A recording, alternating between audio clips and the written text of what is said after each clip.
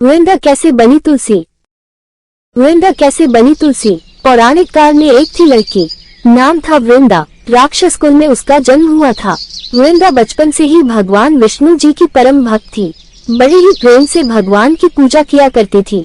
जब वो बड़ी हुई तो उनका विवाह राक्षस कुल में दानव राज जलंधर से हो गया। जलंधर समुद्र से उत्पन्न हुआ था।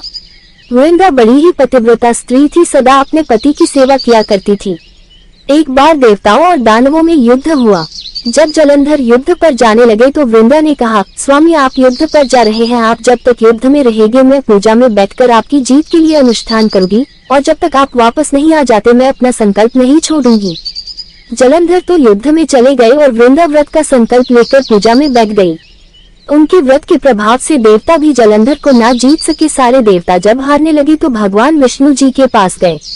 सबने भगवान से प्रार्थना की तो भगवान कहने लगे कि वृंदा मेरी परम भक्त है, मैं उसके साथ छल नहीं कर सकता। पर देवता बोले, भगवान दूसरा कोई उपाय भी तो नहीं है, अब आप ही हमारी मदद कर सकते हैं।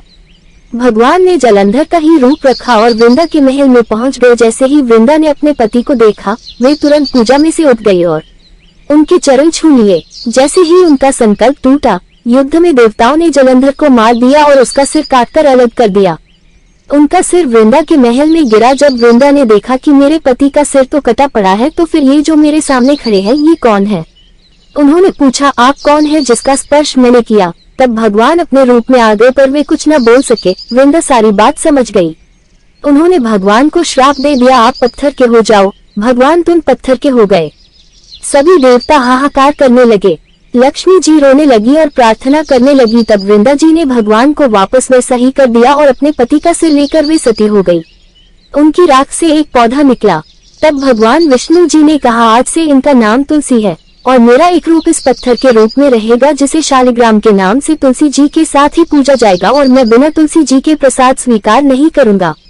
तब से तुलसी जी की पूजा सभी करने लगे और तुलसी जी का विवाह शालिग्राम जी के साथ कार्तिक मास में किया जाता है।